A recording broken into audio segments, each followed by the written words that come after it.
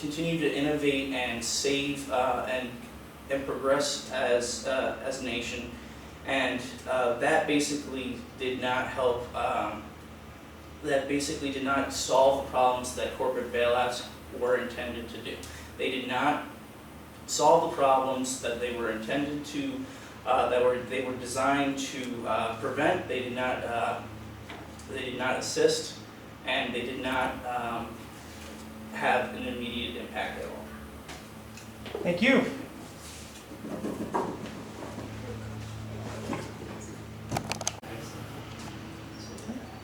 All right, I have a decision. A very, very, very close round, and this could go either way. I'm voting affirmative, and I'm voting affirmative because I think they win the internal change argument. So in the debate, I think this was huge. I think it was a really pressing issue. The affirmative team was consistently specific on internal changes. They brought up JP Morgan, they brought up AIG, they brought up GM, and in the initial cross-examination period, where the negative team pressed the affirmative on their examples, I thought Laura really stood her ground there. That she was very firm in arguing that there were very specific examples, and that counterexamples weren't exactly as strong as they could have been. I think the negative team could have easily won this debate had they pushed back there on specifics, which is to say if you would have hammered the point home that you were trying to make in cross-ex, that GM and Chrysler were able to recover through bankruptcy, that Kmart was able to recover through bankruptcy, that this decision could have easily switched to the other side. To break down, starting with the affirmative team, again, I think you guys did a really good job in that second speech in both the line-by-line, the second rebuttal speech, in both the line-by-line and the overall. I think Haley did an excellent job of taking out the few remaining targets on the board and providing a good defense. And I also think that she was smart to go back and double down. The monopoly point, so that bailouts wouldn't pretend competition because of monopoly, I thought was really strong. Although I thought the negative also had a good answer to that, and we'll get to your responses as well. In particular, I think the historical emphasis and the emphasis on the greater good really helped the affirmative out. Where I think they kind of needed a little bit of improvement was on the employment rate constant sort of argument.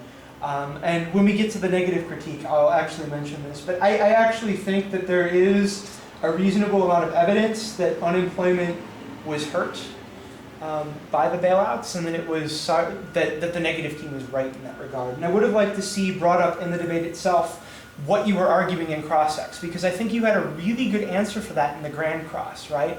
That, you know, unemployment rate has actually dropped, and in the second cross-ex where Haley was pressing Mike, right? You can't claim that the natural business cycle is working when it's favorable to you, and when it's not favorable to you, claim that the natural business cycle is not working.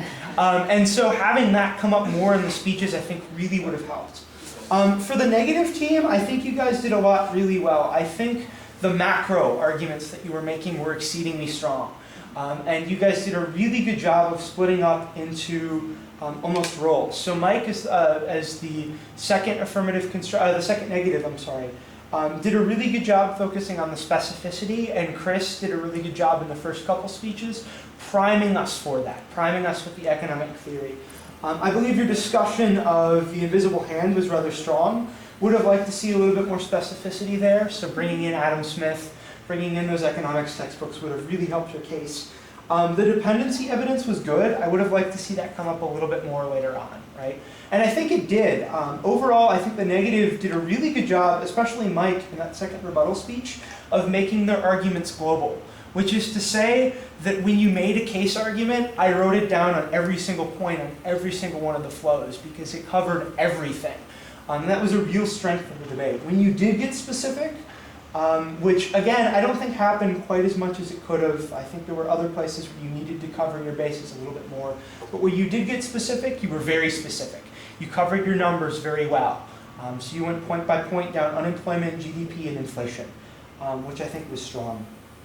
The last speech I think was also very good. I was pretty clearly an affirmative ballot going into that last speech, but as I heard Mike make his arguments, I had doubts. And putting doubts in the mind of your judge is always a good thing. So Overall, if you actually look at my flows, they're exceedingly messy and they're exceedingly well covered. I'll show the camera. So this was an excellent round by all 4 of you. Good job. Yes.